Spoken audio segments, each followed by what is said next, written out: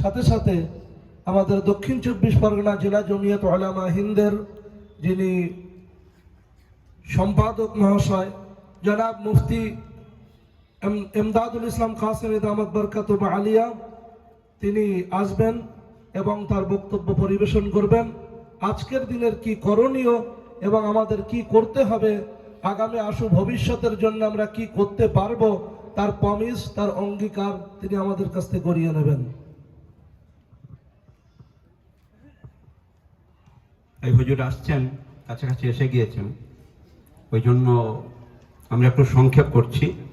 আমাদের ব্লকের এই যে উদ্বোধক যারা সভাপতি এবং সম্পাদক, তাদেরকে ডাকবো। মৌলানা আবুল খায়ের সাহেব ও হাফেজ জুবায়ের সাহেব, তারা একটু আসবেন।